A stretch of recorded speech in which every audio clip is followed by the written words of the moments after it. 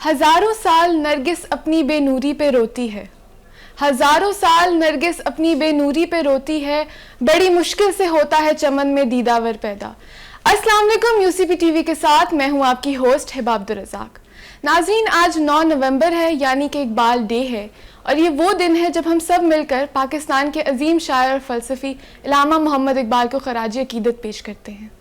ادب میں اقبال کی تحریریں اس بات کا ثبوت ہیں کہ قلم کتنے گہرے اثرات مرتب کر سکتا ہے، جہاں الفاظ اپنے عام معنی سے بالاتر ہو کر غور و فکر اور الہام کے ذرائع میں تبدیل ہو جاتے ہیں۔ اسی سلسلے میں مزید بات کرنے کے لیے آج اسٹوڈیو میں ہمارے ساتھ موجود ہیں ڈاکٹر پروفیسر قرار حیدر، جن کا تعلق faculty of science and technology university of central Punjab سے ہے اور جو ماہر اقبالیات بھی ہیں۔ السلام علیکم سر۔ وعلیکم السلام بیٹا۔ سر کیسے ہیں آپ؟ جی اللہ کا شکر بہت۔ سر پہلی بات بہت بہت شکریہ آپ کا کہ آپ نے وقت نکالا اور آپ ہمارے ساتھ یہاں موجود ہیں۔ جی بیٹا، ہمیشہ کی طرح میں آپ کا تہہ دل سے مشکور ہوں اس ڈپارٹمنٹ کا کہ وہ مجھے بلاتے رہتے ہیں اور مجھے ایسے ناچیز کو بھی اتنی قداور شخصیت پہ اظہار رائے کا موقع دیتے ہیں۔ اس سے زیادہ میری خوش قسمتی ہو ہی نہیں سکتی۔ سر جیسے کہ ہم نے بات کی کہ آج اقبال ڈے ہے اور ہم اقبال جو شاعر مشرق ہیں ان کے ہم کام کو، ان کی تعلیمات کو جو ہیں وہ اس دن سراہتے بھی ہیں اور ان کو خراج عقیدت بھی پیش کرتے ہیں۔ سر اگر ہم خصوصاً اس دن کو نوجوان نسل کو لے کے بات کریں تو اس کی کیا اہمیت ہے اس دن کے آپ کے خیال میں؟ جی بیٹا، بہت آپ نے موزون سوال کیا۔ اقبال اصل میں نوجوان نسل کا ہی شاعر تھا۔ جی، تبھی اقبال کہتے ہیں کہ جو جنون، بڑا اچھا ایک ہمارا بینڈ ہوتا تھا، ابھی ڈس بینڈ ہو گیا ہوا ہے، ٹھیک ہے، جس میں یہ علی عظمت تھا اور دو تین اور لوگ تھے۔ شروع میں جو تھا جس کا ڈیتھ ہو گئی ہے وہ بھی اسی میں شامل تھا، تو جنید جمشید، تو انہوں نے بڑا خوبصورت اقبال کا کلام گایا ہے کہ زمانے کے انداز بدلے گئے، نیا راگ ہے ساز بدلے گئے، اور خودی کو غلامی سے آزاد کر جوانوں کو پیروں کا استاد کر۔ اب زمانہ آ گیا ہے کہ جوانوں کو اپنے ہاتھ میں تمام چیزیں لے لینی چاہیے اور پیروں کو صرف بیٹھ کے ان کو سراہنا چاہیے۔ تو بیٹا اقبال کی شاعری ساری کی ساری جوانوں کے لیے ہی ہے۔ تبھی اقبال جب جوانوں کو مخاطب کرتے ہیں تو وہ ساتھ ہی ایک حوالہ دیتے ہیں شاہین کا، جس کو عقاب بھی کہتے ہیں، رائٹ۔ شاہین میں یہ وصف ہوتا ہے، میں ہمیشہ کہتا ہوں، اور اچھی بات کو دہرانا کوئی نہیں ہوتا، اس پہ معیوبی نہیں ہوتی۔ وہ کہا کرتے ہیں کہ شاہین میں اور باقی پرندوں میں یہی بنیادی فرق ہے۔ شاہین جب دیکھتا ہے کہ موسم بہت تند و تیز ہو گیا ہے اور بادل برسنے کو ہیں، تو جو پہلی سطح ہوتی ہے ایٹماسفیئر میں، اس کو چیرتا ہے، اوپر نکل جاتا ہے اور وہاں جا کے پرواز کرنا شروع کر دیتا ہے۔ اس طرح اقبال کہتے ہیں کہ ہمارے نوجوان کو بھی چاہیے کہ وہ بھی زمانے کے حوادث سے، تنگ دستیوں سے، پریشانیوں سے، مصیبتوں سے، چیلنجز سے مت گھبرائے، بلکہ شاہین کا لبادہ اوڑھ کے ان سے نبرد آزما ہونے کا سلیقہ سیکھے۔ تو میرے بیٹا آج یہی ہے کہ ہم اساتذہ کو چاہیے، ہم اپنی نوجوان نسل کو جو کہ زیادہ تر اور طرف جا رہے ہیں، ان کا بھی کوئی قصور نہیں ہے۔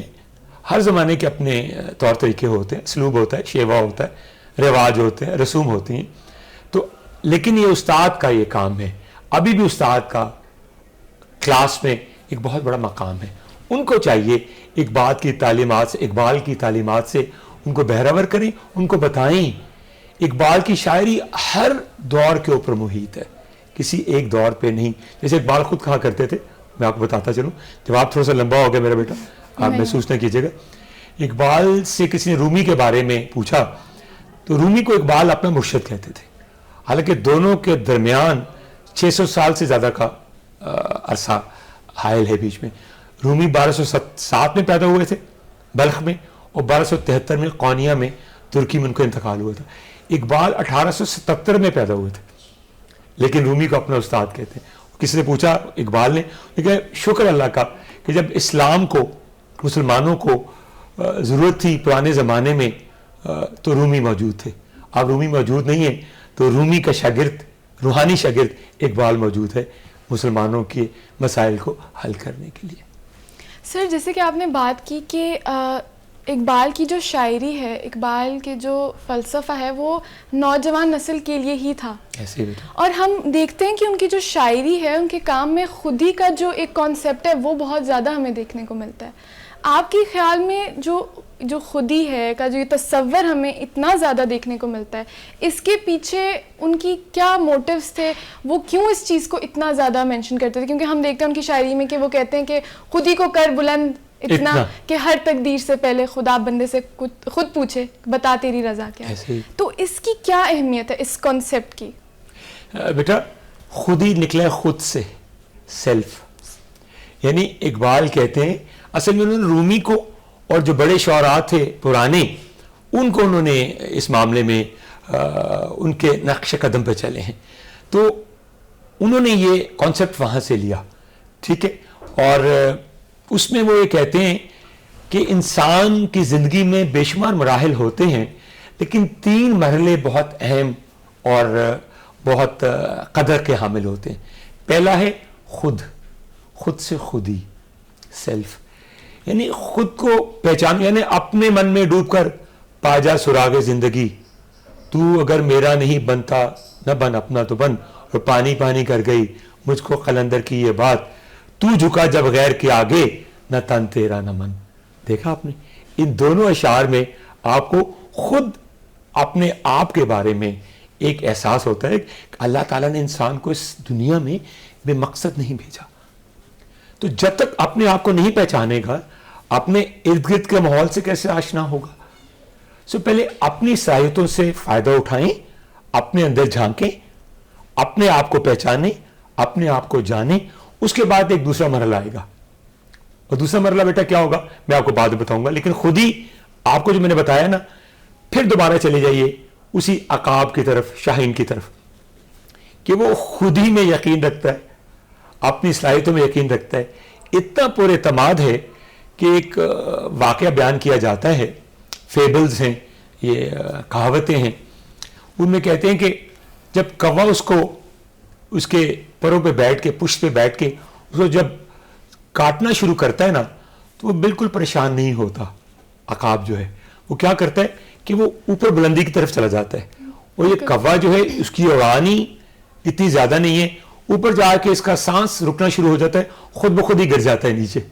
تو آپ نے سمجھا، اقبال نے تبھی نوجوانوں کو کہا کہ اپنے آپ کو پہچانو، تمہارے اندر اللہ تعالیٰ نے ایک سمندر موزن کر رکھا ہے. جب پہچانو گے اپنے آپ کو، پھر ہی دنیا کو پہچانو گے. تو یہ بیٹا پہلا مرحلہ ہے. نوجوانوں کو انہوں نے ایک چیلنج دیا ہے کہ مت بھروسہ کرو لوگوں کے اوپر.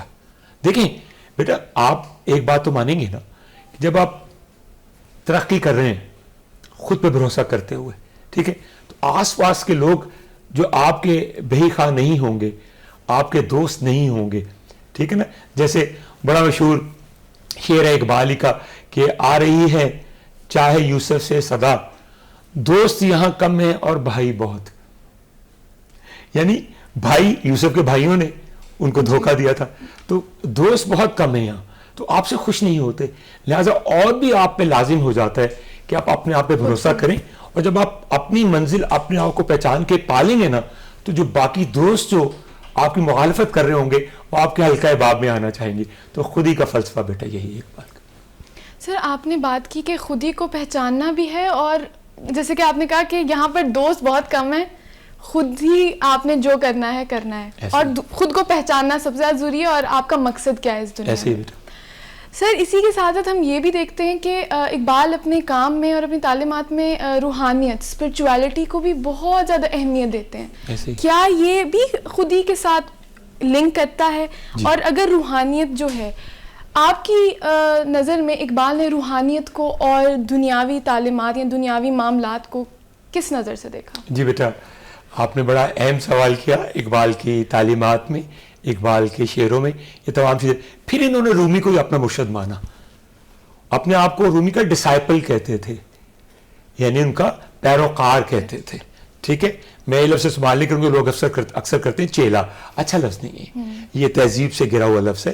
اپنے آپ کو رومی کا پیروکار شمار کرتے تھے، رومی کو اپنا مرشد کہتے تھے. رومی میں روحانیت کوٹ کوٹ کر، کیسے؟ تھوڑا سا اگر آپ چاہیں تو میں طویل جواب دوں، وقت کی کمی تو نہیں؟ نہیں بالکل سر. آپ کو سمجھ آ جائے گا خود بخود, اپنے سوال کا جواب آپ خود ہی ڈھونڈ لیں گی کہ رومی شروع میں اپنے مدرسے میں اپنے والد کے مرنے کے بعد تعلیم دیتے تھے. ایک دن انہوں نے دیکھا ایک شخص آیا اور رومی بیٹھے ہوئے تھے, اپنے شاگردوں میں گھرے ہوئے تھے, کتابیں آس پاس بکھری ہوئی تھیں. تو ایک شخص آیا اور اس نے آ کے پوچھا رومی کو کتابوں کے کر کہ یہ کیا ہے فارسی میں. میں نے پہلے بتایا کہ مجھے فارسی بھی تھوڑی بہت آتی ہے. انہوں نے کہا کہ یہ انچیست. رومی نے کہا تو نمی دوانی, تجھے اس کا علم نہیں ہے. اس شخص نے تمام کتابیں اٹھا کے, کہا جاتا ہے کہ رومی ایک حوض کے کنارے بیٹھے ہوتے, اس میں گرا دی. رومی نے پوچھا اس شخص سے یہ کیا ہے, اس نے کہا تو نمی دوانی, یہ تو نہیں جانتا. رومی پریشان ہو گیا. جب پریشان ہوئے رومی, تو جلال الدین رومی ان کا نام تھا, تو انہوں نے وہ تمام ہاتھ ڈالا, اپنی کرامت سے خوش کتابیں نکال کے رومی کے حوالے کر دی.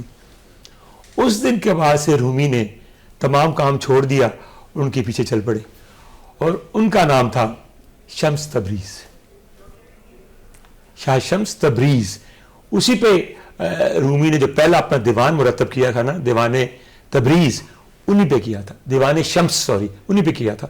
تو وہ انہوں نے رومی کو روحانیت سکھا دی. شاگرد بڑے پریشان ہو گئے کہ آپ تو ان کے پیچھے جانا شروع ہو گئے. ان کہ نہیں, مجھے اللہ نے ایک بندہ ایسا بھیج دیا ہے جس میں مجھے روحانیت نظر آتی ہے. میں دنیاوی کاموں میں معجزن تھا اور میں پھنسا ہوا تھا. اس میں مجھے لگا کہ نہیں, کہ تم پر لگاؤ. جبکہ رومی کا بڑا مشہور قول ہے کہ جب ہم اللہ نے ہمیں پر جیسی صلاحیت دی ہے تو ہم زمین پہ کیڑوں کی طرح کیوں رینگیں. تو اقبال نے یہ جو خودی کے بعد روحانیت کا تصور ہے وہاں سے لیا. اور کیا ہوا کہ اقبال 1905 میں پی ایچ ڈی کرنے انگلستان چلے گئے. جی بالکل ٹھیک ہے. اگر آپ کے اس بارے میں سوال ہے تو میں یہی ختم کرتا ہوں, پھر اس پہ آگے چلے جائیں گے. نہیں سر, آپ کہیں چلیں ٹھیک ہے. تو اقبال 1905 میں پی ایچ ڈی کرنے انگلستان چلے گئے, اور ان کے پاس اتنا مالی حالات نہیں تھے. سیالکوٹ سے آئے تھے لاہور میں گورنمنٹ کالج میں. ان کے ٹیچر تھے پروفیسر آرنلڈ.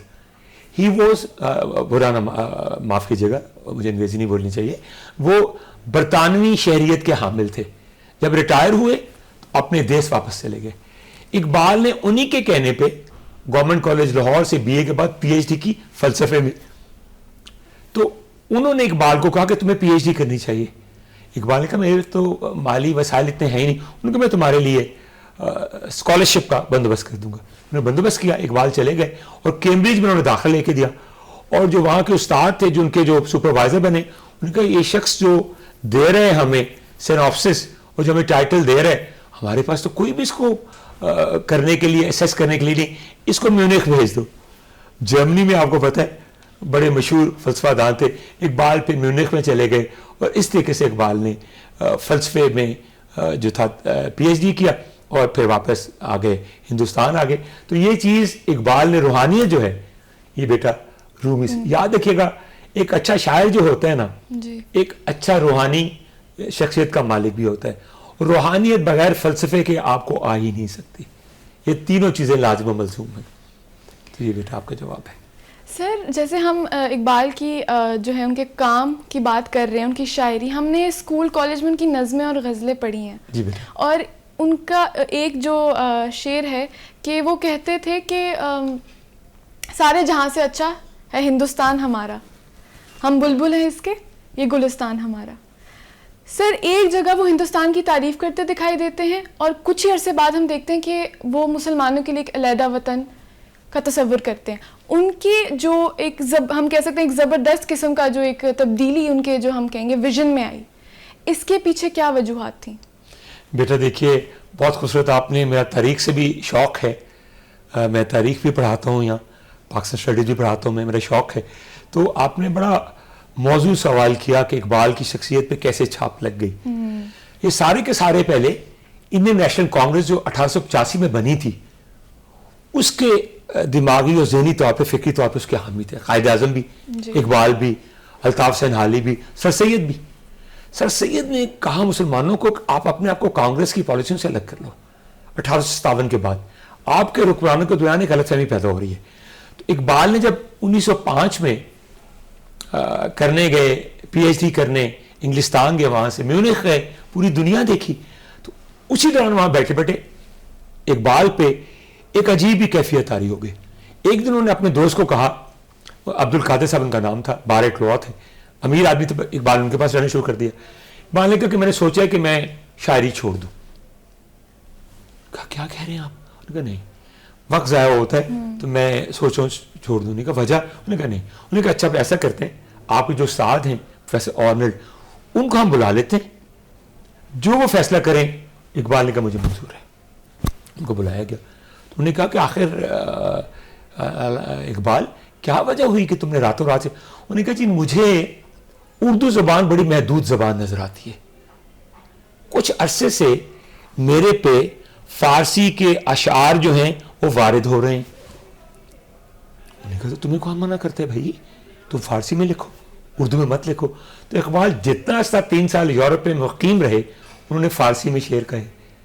تو جتنے آپ کو فارسی میں شاعر اقبال کے ملتے ہیں سوائے 3.5 کتابوں کے, بانگے درا, بال جبریل, ٹھیک ہے, ضرب کلیم, ارمغان حجاز آدھی سے بھی کم, یہ اردو میں, باقی ساری کی ساری فارسی میں ہے.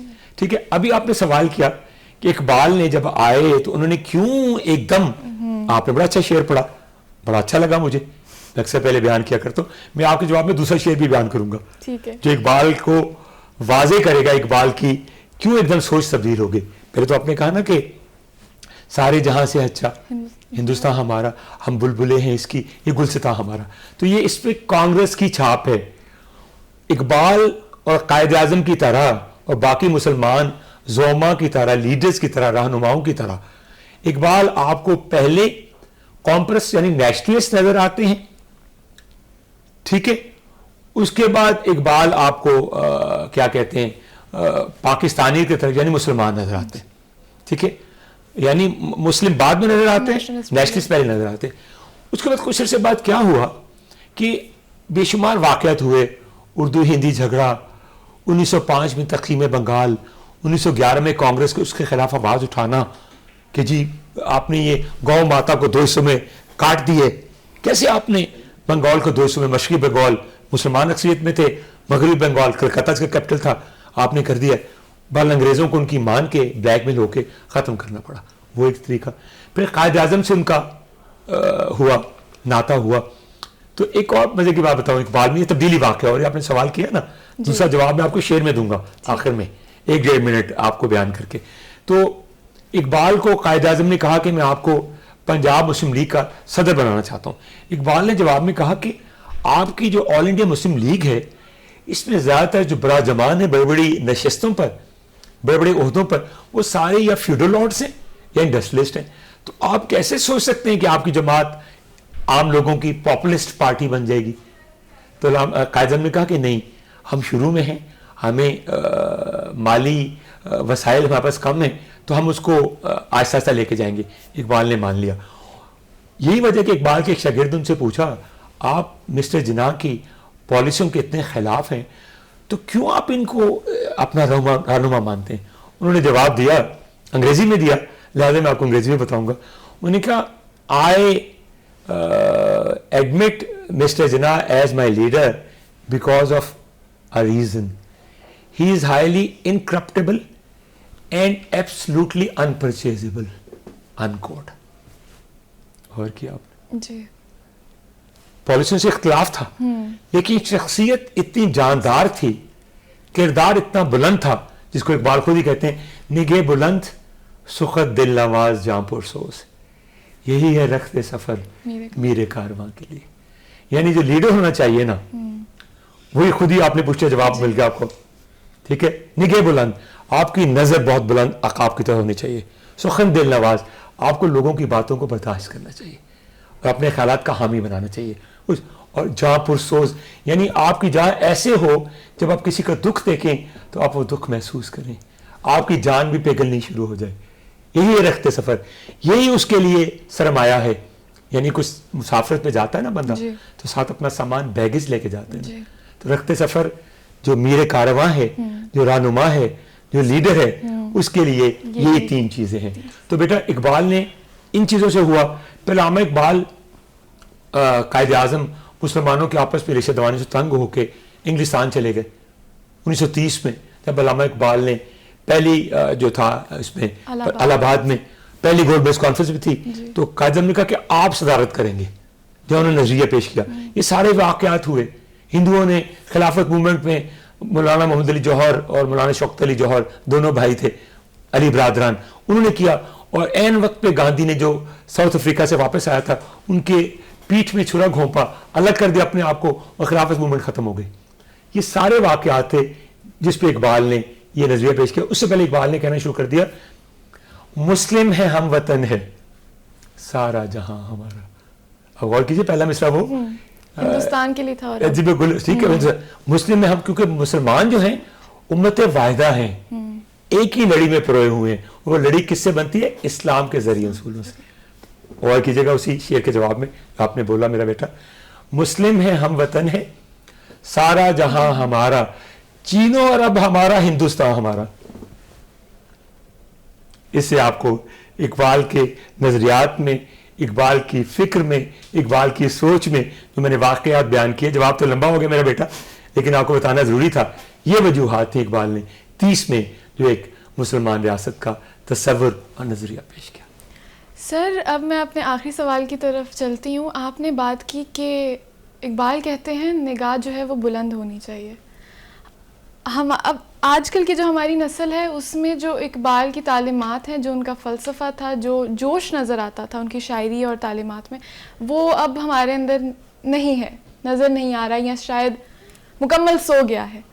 तो आपके ख़्याल में इसको कैसे रिवाइव किया जा सकता, कैसे जगाया जा सकता है? मेरा बेटा बहुत आसान जवाब है। मैं हमेशा कहा करता हूँ, और मैं बीइंग अ टीचर, मेरा अगर 1 घंटे का लेक्चर है तो 45 मिनट मेरे मुख्तस होते हैं सिलेबस से मुतालिक, 5-10 मिनट उनकी मैं किरदार साजी करता हूँ, राइट। उसमें आप ये देखिए, जैसे आजकल ज़माना है टिकटॉक का, यानी आप शुतुरमुर्ग की तरह रेत में गर्दन दबा के आने वाली आंधी से मुंह नहीं मोड़ सकते। आंधी को आगे होके फेस करें, इसका मुकाबला करें, सामना करें। क्या है, टिकटॉकर बना सकते हैं। टीचर्स का काम है हर अपने टिकटॉकर को, जिनकी क्लास में टिकटॉकर है या टिकटॉकर बच्ची है या बच्चा है, उसको बताएं बेटा ये इकबाल का शेर मैं आपको देता हूं बतौर टाइटल, इस पे आप 3 मिनट की मुझे टिकटॉक बना के दिखाइए। मैं पूरी यूनिवर्सिटी से, डायरेक्टर स्टूडेंट अफेयर से कहूंगा, पूरी यूनिवर्सिटी में आपकी चलेगी और आपके फॉलोअर्स भी ज्यादा होंगे और आपके पैसे भी ज्यादा आएंगे। तो बेटा एक बेहतरीन तरीका है, आप मुझको कर सकते हैं। बेशुमार तरीके हैं, मुझे आप ये काम करिए, मैं आपको सैकड़ों शेर बता सकता हूँ। मेरे पास टिकटॉकर्स को भेजिए, लेकिन इतफाक से साइंस के शोबे में टिकटॉकर्स कम होते हैं, पढ़ने वाले ज्यादा होते हैं। इसलिए अगर मेरे पास कोई आए, मेरे पास तो सैकड़ों तरीकाकार हैं कि मैं टिकटॉकर ही इनको बता दूं कि बेटा आप ये तरीकाकार इस्तेमाल कीजिए, तो देखिएगा आपकी जो फॉलोइंग होगी और आपके जो डॉलर्स भी बरसेंगे वो मी की तरह बरसेंगे, बारिश की तरह बरसेंगे। तो बेटा ये एक तरीका है, हम नौजवान नस्ल को इकबाल की तालीमात से आरास्ता कर सकते हैं और उनको उस पर अमल पैरा होने का सबक भी दे सकते हैं। सर, आपका बहुत बहुत शुक्रिया कि आपने जो है वक्त निकाला और बहुत ही उम्दा, बहुत ही दिलचस्प जो है आपने गुफ्तगू की हमारे साथ। बेटा आप भी सलामत रहें, और मैं हमेशा की तरह कैमरे में देख के ये जो इदारा है तहे दिल से मशकूर हूँ कि मुझे हमेशा की तरह मौका देते हैं, मुझ जैसी नाचीज़ को अपने आप को थोड़ा सा बताने के लिए कि मुझे भी कुछ आता है। आप ही मौका फराहम करते हैं। आप लोग सलामत रहें। शुक्रिया सर। नाजरीन, मैं उम्मीद करती हूँ कि आप लोगों ने शो से कुछ सीखा होगा और हम सब मिलकर इकबाल की तालीमात पर अमल करते रहेंगे। इसी के साथ इजाज़त चाहती हूँ। मुलाकात होगी अगले प्रोग्राम में। अल्लाह हाफ़िज़।